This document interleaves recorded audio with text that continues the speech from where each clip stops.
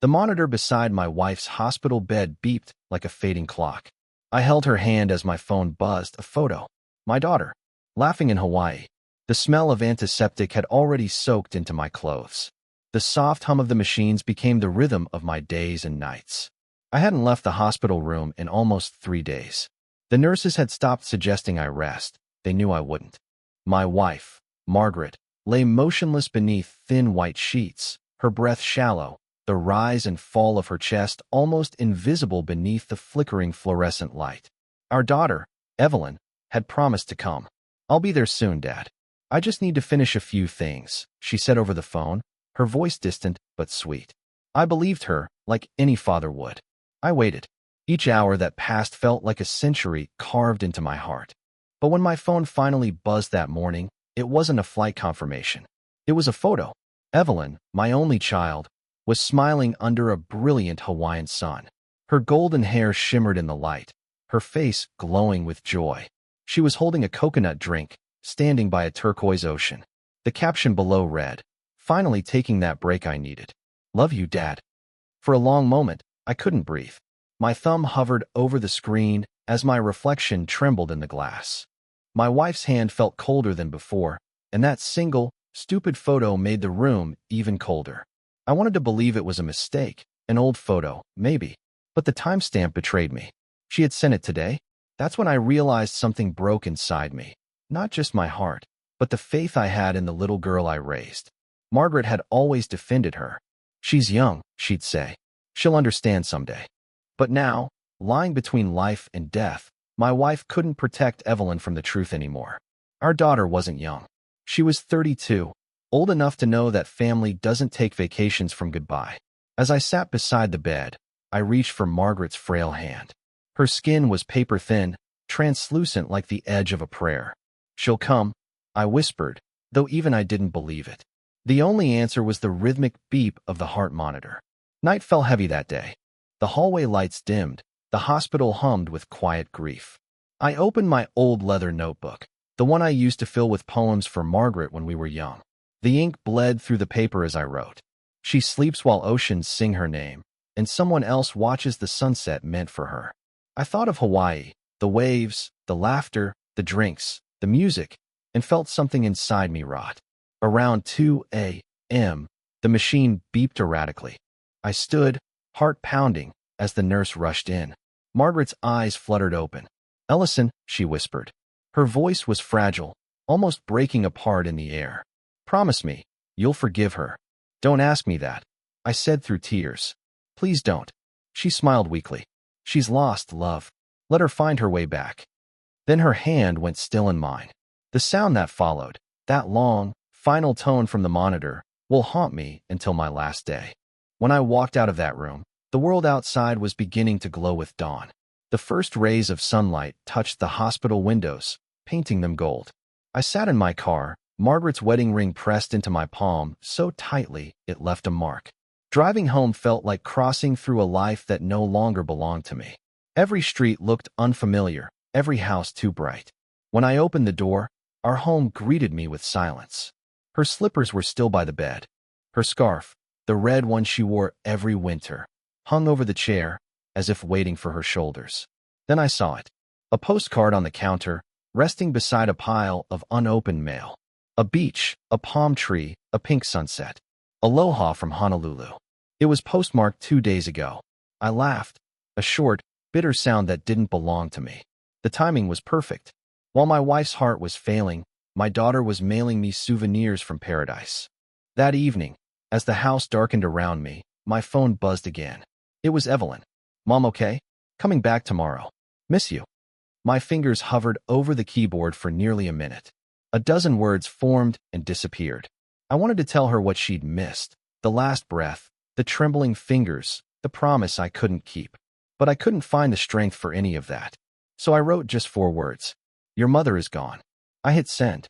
Then I turned off the phone and stared at the empty chair across from me, the one where Margaret used to sit, smiling softly as she read my poems. The silence in that house felt heavier than death. The next morning began like any other, except that the world no longer made sense. I woke up in a house that wasn't home anymore. Every sound, The ticking of the kitchen clock, the wind against the window, the slow creak of the wooden floor, felt like echoes of a life that had ended. Margaret's perfume still lingered faintly in the air, the scent of lavender she wore every day for 40 years. I found myself standing in front of her chair, as if expecting her to look up and smile. Instead, the morning light touched the empty cushion and made it look like a ghost had just stood up and left. At around 10, my phone vibrated. "Evelyn, just landed, Dad. I'll be home soon. Please don't be mad. I'll explain everything." Explain everything. I whispered those words out loud, letting them taste bitter on my tongue. Some things cannot be explained, not abandonment, not selfishness, not choosing palm trees over a dying mother. I didn't reply. Instead, I began to clean. Maybe it was instinct, the way grief tries to find order in chaos. I washed the dishes she'd used days ago. I folded Margaret's favorite blanket and placed it on her chair. I even set 2 cups on the kitchen table, as if some foolish part of me hoped she'd walk in again. By the time I heard the car pull into the driveway, my hands were trembling. Evelyn stepped inside wearing sunglasses, her skin sun-kissed, her hair brighter than before. She looked like she had just stepped out of a postcard, the same one that sat unopened on the counter. She froze when she saw me. "Dad," she said, her voice trembling. Don't," I interrupted quietly. My voice was calm, too calm. "Your mother's gone." Her lips parted, her eyes darted to the floor.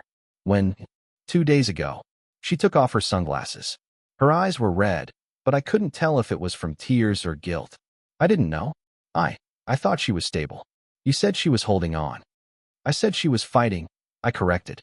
"And she did. But she didn't win." Silence stretched between us like a wall. She took a step forward, reaching out to hug me, but I turned slightly away. Her hands dropped. "Dad, please. I didn't mean." "You didn't mean to miss your mother's last breath?" My voice cracked, low but sharp.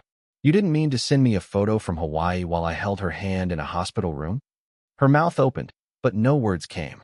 Only the sound of her breathing filled the space. "I needed a break," she whispered finally. "I couldn't handle it. Seeing her like that. You needed a break," I repeated. "And your mother needed her daughter." Tears began to slide down her cheeks, glistening like the sea she'd escaped to. "I loved her, Dad." "No," I said quietly, shaking my head. "You loved the idea of her. The version that didn't ask for your time." Evelyn covered her face and sobbed. I didn't move. For years I had protected her from everything. Disappointment, responsibility, consequence. But that day, I let the silence be her punishment. After a long while, she whispered, "I want to see her." "She's at the chapel," I said. "They're preparing for the service tomorrow. You might want to think of what you'll say, though I doubt anyone's ready to hear it." She flinched at that, then nodded. As she walked toward the door, I noticed the faint tan line on her wrist, the mark of a bracelet she must have worn on the beach. Margaret used to say, "The body remembers where the heart has been." And in that moment, I knew Evelyn's heart had been thousands of miles away when it mattered most. That night, after she left for the chapel, I sat alone at the kitchen table, staring at the empty cup across from me. The silence was heavier now, almost unbearable. I reached into the drawer and pulled out Margaret's old silver locket, the one she wanted Evelyn to have someday. Inside was a small photo of the 3 of us, smiling at the lake house, long before the cracks began to show. I opened the locket, then closed it again. I wasn't ready to give it to her. Not yet. Maybe not ever. Instead, I slipped it into my pocket and took a deep breath. My mind began to move differently, slow, deliberate, certain, not in anger, but in something colder, quieter. The kind of silence that plans. Evelyn had chosen distance when it mattered most. Now, she would have to feel it in a way she would never forget.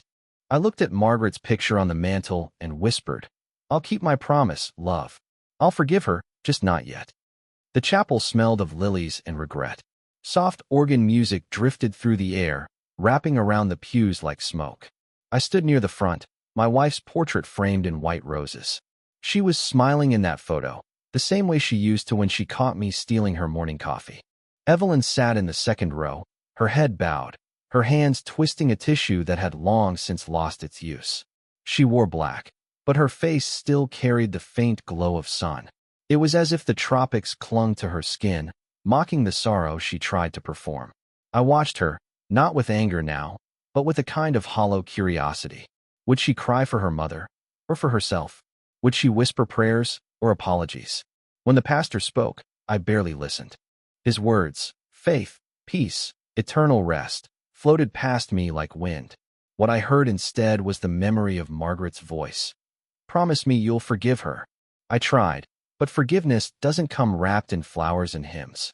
It comes in silence. Heavy, choking silence. After the service, people approached me with trembling hands and tearful eyes. She was such a light, they said. She adored you, Ellison. She must be so proud of Evelyn. Each word cut deeper. Proud. Proud of a daughter who chose beaches over goodbyes. I nodded politely, my throat tight, my jaw locked. When it was Evelyn's turn to speak, she rose slowly, clutching a crumpled sheet of paper. Her voice trembled. My mother, she began, was the kindest person I've ever known. She loved everyone, even when we didn't deserve it. She was my role model, my best friend, my heart. Her voice broke then. A few quiet sobs escaped. The audience believed her pain. They saw a grieving daughter, fragile and human. But I saw the truth, the hesitation in her tone, the shame hiding behind her tears. She finished with, I wish I had one more chance to tell her how much I loved her. I closed my eyes. One more chance, that's all her mother had ever asked for. After the service, I stood by the casket as people left.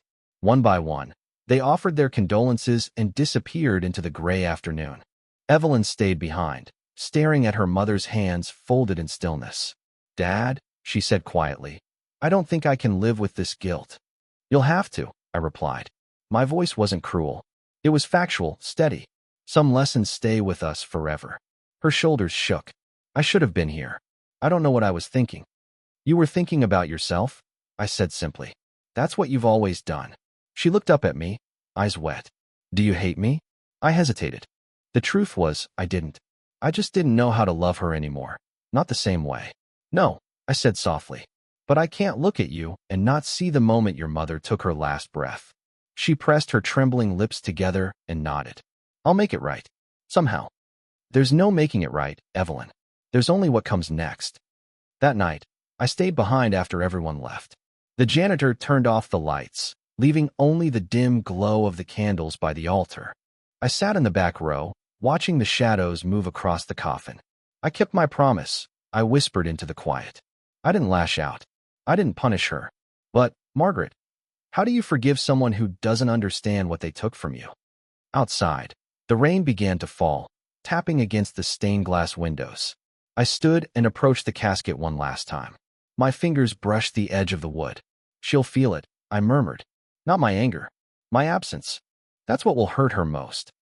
When I stepped outside, Evelyn was standing under the awning, holding her coat tight against the wind. Her eyes were swollen, her face pale. Do you want to ride home? She asked softly. I looked at her. The daughter I had once carried on my shoulders, the little girl who used to fall asleep on my chest. And now, all I saw was distance. No, I said. You go ahead. I'll walk. She hesitated, then nodded. The car door closed, and her taillights vanished into the night. I walked home through the rain, the sound of water masking the ache in my chest. For the first time, I wasn't thinking about loss. I was thinking about legacy. About what I would leave behind when it was my turn. Margaret had left love. I would leave truth. And truth, I was beginning to realize, could be the cruelest inheritance of all. 3 weeks passed after the funeral, though time no longer behaved the same. Days blurred together. The clink of the spoon in my morning coffee, the creak of the rocking chair, the quiet echo of a house meant for two. Margaret's absence wasn't loud. It was steady, like a heartbeat that never came back. Evelyn visited twice during that time. Once to bring flowers, once to check on me. Each visit lasted less than an hour. She always stood by the door, clutching her purse, as if she couldn't wait to escape the air that still remembered her mother. On her last visit, she said, Dad, maybe you should come stay with me for a while. The house is too big for you now. I smiled faintly. You think I'm lonely, Evelyn? She hesitated. Aren't you? No, I said. Loneliness is when you miss someone who's gone. What I feel is something else. It's what happens when you stop missing the people who are still alive.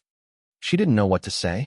Instead, she nodded and looked around the room, her eyes landing on Margaret's piano. Do you want me to take it? It's a shame to just leave it here. That sentence, that single thought, felt like a blade. The piano had been Margaret's heart. Her music filled our evenings, our quiet dinners, our winters. Evelyn knew that. And yet, there she was, already thinking of what could be taken. I said nothing, just smiled again. A quiet smile, the kind that hides entire storms. That night, I opened the old safe behind the bookshelf. Inside were the papers Margaret and I had kept, insurance documents, the deed to the house, and our joint will. It had been written 10 years ago, long before life began to crack. The will stated everything would go to Evelyn: the house, Margaret's savings, the lake property, even my pension. Back then, it made sense. She was our only child. Who else would it go to? But now, as I sat at the desk with a fountain pen in hand, something inside me shifted. This wasn't about punishment. It was about truth, the kind of truth that leaves no doubt about what someone meant to you in the end. I contacted our lawyer, Mr. Harrow, an old friend of mine who had retired 2 years ago, but still owed me a favor. "Ellison," he said when I called, "you sure about this?" "I've never been surer," I said quietly.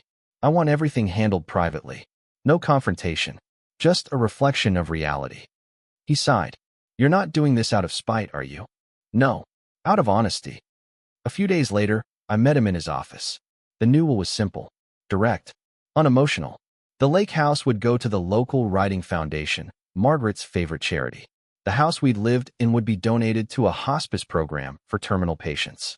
Most of my savings would be split between the church and a scholarship fund in Margaret's name. And to Evelyn, my only daughter, I left one thing: her mother's piano. When I signed my name, the pen trembled slightly. Not from doubt, from release. For the first time since the hospital, I felt something close to peace. A week later, Evelyn came by again. She brought groceries and forced a smile. "You look better, Dad." "I'm glad." I nodded. Life continues. It always does. We ate in silence. She tried to talk about work, about how hard it was to get back to routine. I listened, but I didn't hear. I just watched her. How easily she spoke about meetings and deadlines. How neatly she avoided the word mother. When she stood to leave, I said, "There's something I've been thinking about." She looked at me carefully. "What's that?" "You remember the lake house?" Her face softened. "Of course. Mom loved it there." "I'll be selling it soon," I said. Her smile froze. "Selling it? Why? That place is full of memories I can't live with," I said calmly. "But maybe they can bring someone else peace." I saw it then, the flicker of confusion, maybe even panic. For the first time, she realized she might not inherit everything she once took for granted. She tried to hide it, but I knew her too well. Her voice wavered. "Dad, you don't need to do anything drastic. Mom would have wanted you to keep it for the family." I smiled. "I am keeping it in the family, Evelyn, just not ours." Her mouth opened, then closed again. She blinked, unsure how to respond. "I don't understand." "You don't have to," I said softly.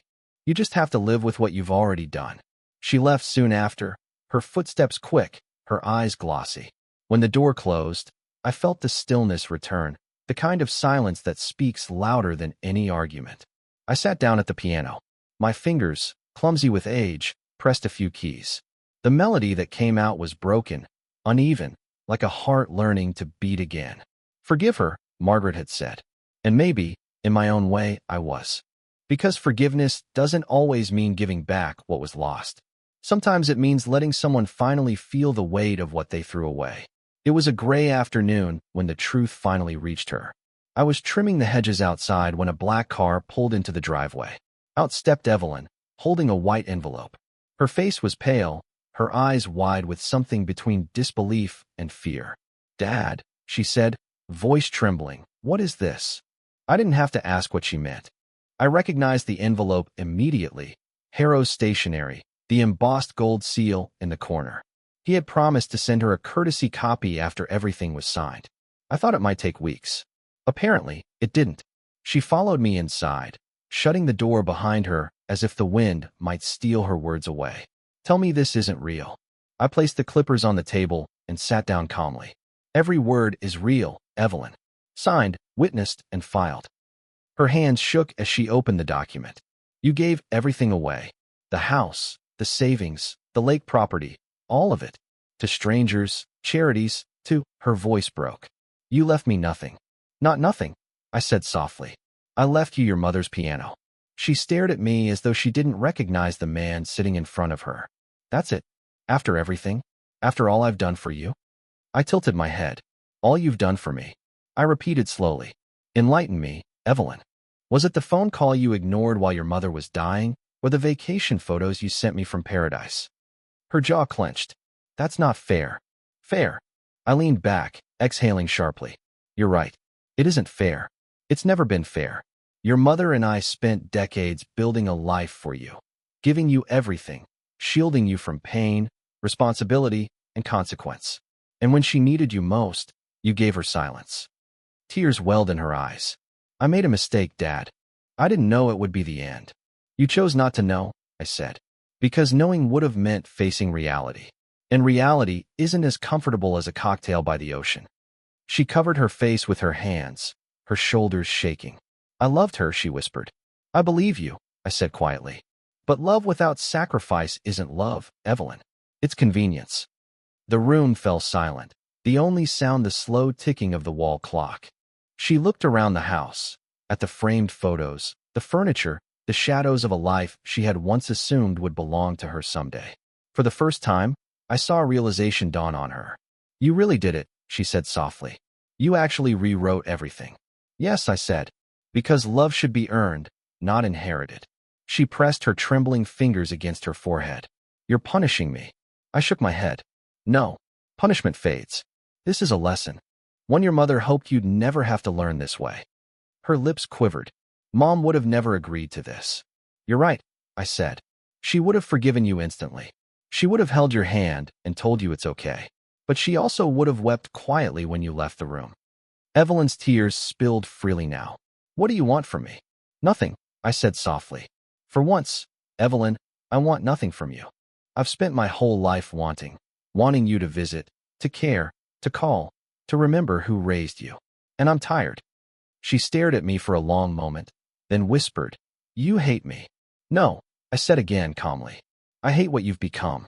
But I still see the girl who used to run barefoot through the garden, the one who used to bring her mother wildflowers. That's who I wrote this for. Not you as you are, but who you could have been. Her sobs turned quiet, almost childlike. She sat down across from me, folding the papers in her lap. Can I at least keep the house after you're gone? I smiled sadly. The house will belong to people who need it, Evelyn. People who hold each other's hands until the very end. That's what your mother wanted this home to represent. Love that doesn't abandon. She didn't speak after that.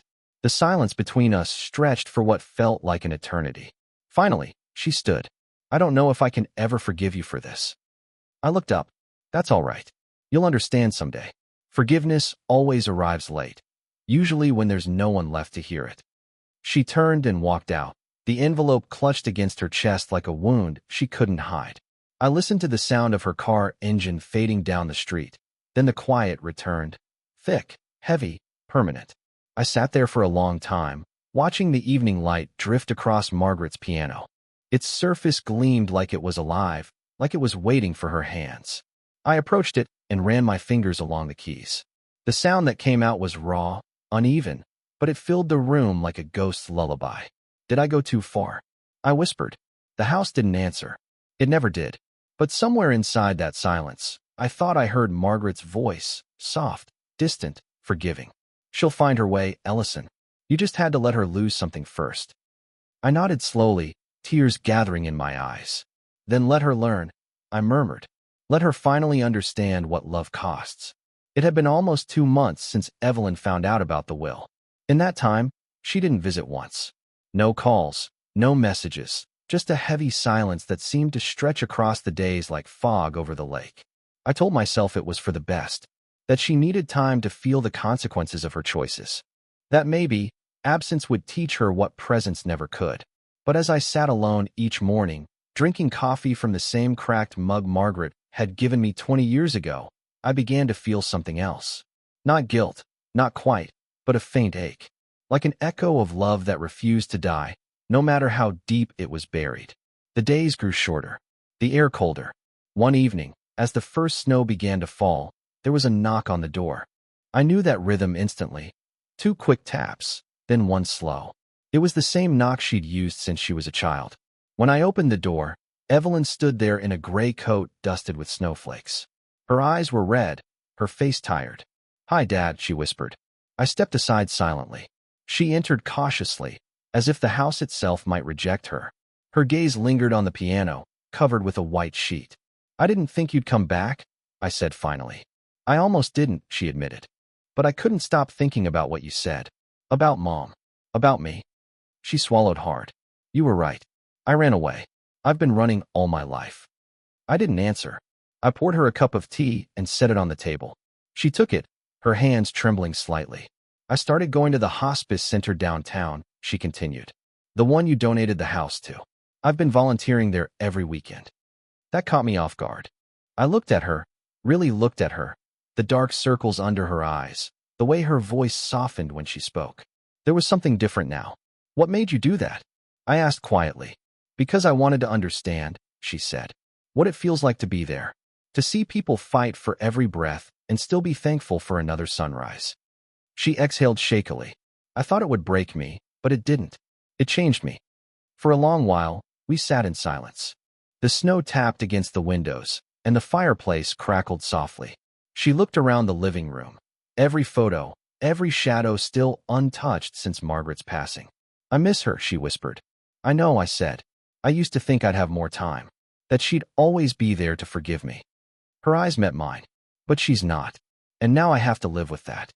"You're learning," I said, my voice low, steady. "Forgiveness isn't given, it's earned. Sometimes through pain." She nodded. "I just hope it's not too late." I wanted to say something comforting, something kind, but the words wouldn't come. Instead, I walked to the piano and pulled away the sheet. Dust shimmered in the air as I opened the lid.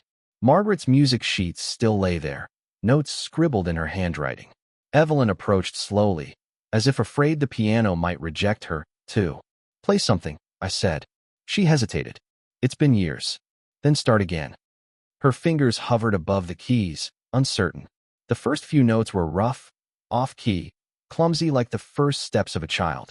But soon, the melody took shape, fragile yet alive. It was one of Margaret's favorites, Claire de Lune. As she played, her tears fell silently onto the keys. The house filled with sound again, not the hollow echoes of grief, but something warmer, gentler, the kind of sound that heals. When the last note faded, she turned to me, her face streaked with tears. "I don't deserve your forgiveness, Dad, but I'll keep trying until I do." I said nothing. I simply reached out and touched her shoulder, a gesture so small it could have been missed, but to her, it seemed to mean everything. Her lip trembled, and she broke down again, this time against my chest. For the first time in months, I held my daughter without anger, without bitterness, just the quiet ache of what we'd both lost. After she left that night, I stayed by the piano, staring at the sheet music. On the corner of the page, in Margaret's handwriting, I noticed something I hadn't seen before, a small note. "For Evelyn, when she learns to listen again." My chest tightened. Margaret had always known her better than I did. She'd seen the good that was buried under fear, pride, and distance. Maybe this was what forgiveness looked like. Not a word, not a gesture, but a slow thawing of two frozen hearts. That night, I added one line to my journal before bed. Forgiveness is not the end of punishment. It's the beginning of understanding. And for the first time since the hospital, I slept through the night. Winter faded slowly that year. By February, the snow outside the house had turned to slush, and the first birds began to sing again. The world was thawing, and maybe, so was I. Evelyn started visiting more often. At first, she'd stay for an hour, help with the groceries, maybe clean the porch or make tea. Then she began coming on weekends, bringing homemade soup or a new book she thought I might like. She never stayed long, and she never mentioned the will again. I watched her carefully, the way I used to watch my students when I taught. You can tell when someone's pretending, but she wasn't pretending anymore. Her laughter was quieter, her eyes softer. The arrogance that once lived behind every word had disappeared. One evening, she told me about the hospice center. "I helped feed one of the patients," she said. "Her name's Martha. She reminds me of Mom. She told me something yesterday that stuck with me." "What's that?" I asked. She said, "The hardest thing to say isn't goodbye, it's I'm sorry." Evelyn looked down at her cup. I think I understand that now. I didn't answer. I just listened, like Margaret would have wanted me to. Later that night, after she left, I walked into Margaret's old study. Her things were still there. The notebooks, the framed poem she once wrote for me, even the cup with dried ink stains. I sat down at her desk and opened the top drawer. Inside was a small wooden box, one I hadn't opened since her death. Inside lay a letter addressed in her handwriting. For Ellison, if you ever forget how to forgive. I hesitated before opening it. The paper smelled faintly of lavender. Ellison, if you're reading this, I'm gone. And knowing you, you're probably still sitting in silence, thinking too much and saying too little. You've always loved deeply, but your love has edges, sharp, proud, unyielding. Don't let it turn to stone. She's our daughter. And if you ever doubt whether she deserves forgiveness, remember, neither did we, when life forgave us anyway. Margaret. By the time I finished reading, my eyes were wet. The letter trembled in my hands.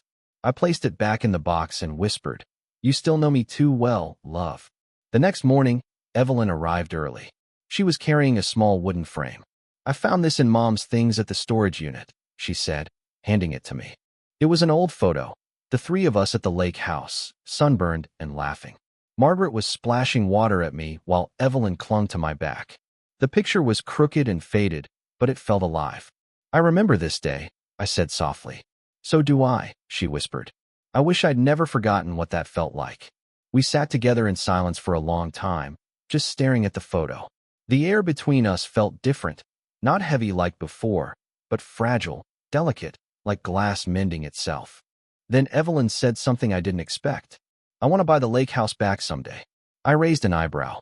"Why?" "So other families don't lose what we did," she said simply. "Not the walls, not the things, but the feeling, the togetherness." Her voice cracked slightly at the end, and something inside me gave way. I saw in her not the woman who had left for Hawaii, but the little girl who once believed her father could fix anything. "You might not need to buy it back," I said quietly. She looked confused. "What do you mean?"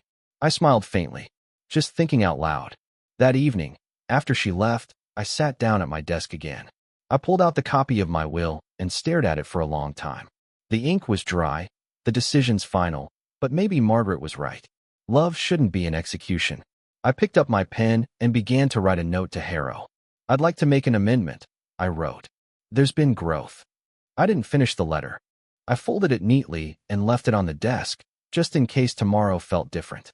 Before bed, I went to the piano. I played the same melody Evelyn had played weeks ago. The notes were still uneven, but softer now, less like mourning, more like memory. Through the open window, the wind carried a faint laugh, or maybe just the echo of one. For a brief moment, I thought it was Margaret, proud, somewhere beyond the silence. I whispered, "I'm trying, love. For both of us." And for the first time in years, I believed myself. The letter to Harrow sat on my desk for 3 days before I mailed it. Every morning, I'd walk past it, read the words again, and wonder if I was ready to let go of the punishment I had carefully built. Forgiveness sounds noble in theory, but in practice, it feels like surrender. On the 4th morning, I finally put the envelope in the mailbox. The winter wind caught my coat as if trying to stop me, but the paper slipped through my fingers and disappeared into the slot. That night, I dreamed of Margaret. She stood by the lake, her scarf fluttering in the wind. She didn't speak, just smiled, the kind of smile that used to fix everything. When I woke up, I knew what I had to do. A week later, I met with Harrow at his office downtown.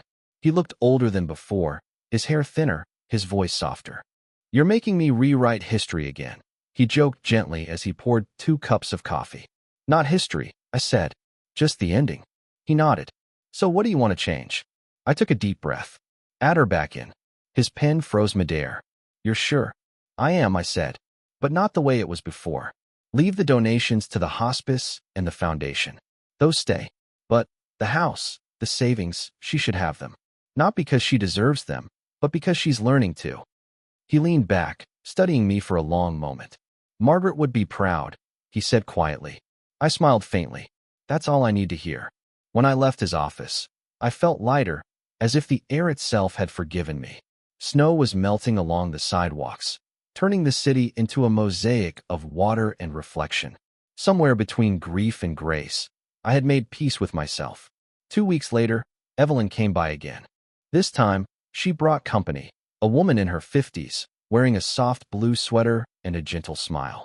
"Dad, this is Martha," Evelyn said. "The woman from the hospice I told you about." Martha extended her hand. "It's a pleasure to meet you, Mr. Crane. Your daughter talks about you often." I raised an eyebrow.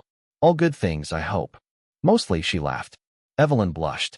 "Martha's been teaching me piano. She says it helps the patients when I play." I glanced at the old piano in the corner. "Then maybe it's finally doing what it was meant to." Martha smiled. "Your wife must have been a wonderful woman." "She was," I said simply. "And she still is, in all the ways that matter." They stayed for tea. I watched the two of them talk, Evelyn laughing, Martha listening patiently. For the first time, the house didn't feel haunted. It felt alive. After Martha left, Evelyn lingered by the piano. She looked at it the way someone looks at an old friend they've wronged. "I've been saving up," she said quietly, "for the lake house. I want to buy it back one day. Not for me, for the hospice. So they'll have a place by the water." My chest tightened. "That's what your mother would have done." She smiled faintly. "Then maybe I'm finally learning." Before she left, I handed her a sealed envelope. She frowned. "What's this?" "Something you don't need to open yet," I said. "One day, when you're ready, you'll know." She looked puzzled but nodded. "You always loved your mysteries, Dad." After she drove away, I sat by the window, watching the sunset bleed into the horizon. The world outside looked warmer now, softer somehow. The snow was nearly gone, and for the first time in months, the air smelled like spring. Weeks passed. My health began to falter. Nothing serious at first, a bit of dizziness, the occasional shortness of breath. The doctor called it age catching up. I called it the quiet hand of time. I didn't tell Evelyn. She had enough ghosts to carry. One morning, as I was sorting through Margaret's things, I came across an old tape recorder. I pressed play, and her voice filled the room. Clear, warm, timeless. "Ellison, if you're listening to this, it means you're alone again. Don't let it stay that way. Love her. She's you, stubborn, proud, but full of good intentions. She just needs your patience." I sat there for hours, listening to her voice over and over until the cassette clicked off. Then I smiled through the tears. "I did it, love," I whispered. Maybe not perfectly, but I did. A month later, Evelyn came by with a folder in her hands. "I need you to see this," she said. Inside were documents, plans, permits, donation letters. "The hospice is expanding," she explained. "And they're naming the new wing after Mom. The Margaret Crane Wing." My throat tightened. She'd love that. "It's because of your donations," Evelyn said softly. "And because you made me care again." I reached for her hand. For the first time in years, she didn't pull away. We sat there together, no words, just understanding. The kind that only comes after too much silence. Outside, spring had finally arrived. And for the first time since Margaret's death, I felt something I hadn't in a long time. Peace. The day I didn't expect came quietly. It was a Saturday morning in early May. The sky was clear, the air gentle. I had spent the morning pruning the roses Margaret planted long ago, and the scent followed me everywhere, delicate, bittersweet, like her memory itself. Evelyn was visiting again. She'd been coming often now, not out of guilt, but genuine care. She'd bring groceries, tidy the porch, sometimes just sit and talk about the hospice or the people she helped. I'd grown used to her laughter filling the house again. For the first time, it didn't ache. That morning, while I was outside, she decided to dust the study, a place she hadn't entered in years. I heard drawers opening, pages shuffling, the soft rustle of old papers being disturbed after too long a rest. Then there was silence. Too much silence. "Dad," she called softly, "can you come here a moment?" Her voice trembled. When I entered the study, she stood frozen by the desk, holding a familiar yellowed envelope. My heart stopped for a beat. The first will. The one she was never meant to see. I must have forgotten to lock it away after I met with Harrow. It was sitting right where I'd left it, hidden beneath Margaret's poetry books. Evelyn's eyes were wide and glassy. "Is this real?" she whispered. I didn't answer. She unfolded the document with trembling fingers. Her eyes scanned the lines, and I watched her expression change. Confusion, shock, pain. She read it again, slower this time, as if hoping she'd misread it. "You left me nothing," she said softly. "You actually," her voice cracked. You took everything away. Yes, I said quietly. I did. Her hands shook as she lowered the papers. Why didn't you destroy it after you changed it? Why keep it at all? Because I needed to remember, I said. What it cost me to forgive you. Tears filled her eyes. You hated me that much? No, I said quickly. I loved you that much. She looked at me like she couldn't understand. That doesn't make sense. It will, I said. Someday. Evelyn dropped into the chair, clutching the papers like they were burning her hands. All this time, I thought you were healing. That we were finally okay. We are, I said gently. No, she snapped, her voice rising with the kind of hurt that only love can cause. You kept this. You kept the proof of how much you resented me. You made peace with me, but you never let go of this. She slammed the papers on the desk. I took a slow breath. You're right, I said. I didn't let go, because I couldn't afford to forget who I became when your mother died. That version of me, the bitter, vengeful one, I needed to remember him, to never become him again. Her anger faltered, replaced by something else, sorrow. You could have told me, she whispered. I didn't want you to see that side of me, I said. Not after how hard you were trying to change. She looked down, tears falling silently onto the paper. I would have understood. Maybe, I said. But some truths do more harm when spoken than when carried quietly. The air between us was heavy. I could see the hurt in her eyes, the betrayal mixing with empathy. Finally, she folded the papers gently and handed them back. You can keep them, she said softly. I don't need them to remember what I did, or what you forgave. She turned to leave, but I called after her. Evelyn. She stopped. I didn't hate you, I said again. I hated that I raised you to believe love could wait. That's what I was punishing, not you, but my own failure as a father. Her lips trembled. You didn't fail, she whispered. You just forgot you were human. I almost smiled at that, because it was something Margaret might have said. She walked back to me, slowly, and wrapped her arms around my shoulders. I forgive you too, Dad, she whispered, for not forgiving me sooner. The dam finally broke inside me. I held her tight, and for the first time, there was no pride between us. Only the fragile, trembling truth that we were both imperfect people trying to love each other the only way we knew how.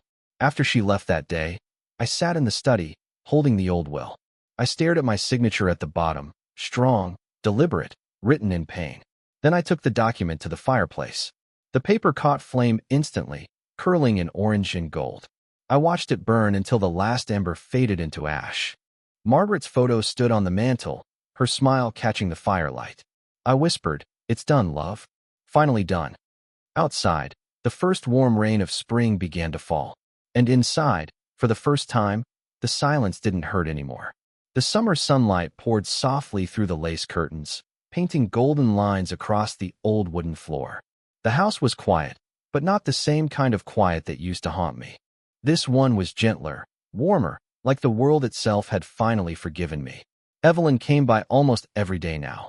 Sometimes she brought soup from the hospice, sometimes flowers from Margaret's garden. She would hum softly as she worked around the kitchen, and the sound carried through the house like a heartbeat. I never told her how weak I had become. Some mornings, it took me several minutes just to stand. My hands trembled when I held my coffee cup, and I often caught myself forgetting simple things, where I'd left my glasses, what day it was. But I didn't mind. Age wasn't cruel anymore. It was merciful. It had given me time to make peace. That evening, we sat on the porch, watching the sky blush into shades of orange and pink.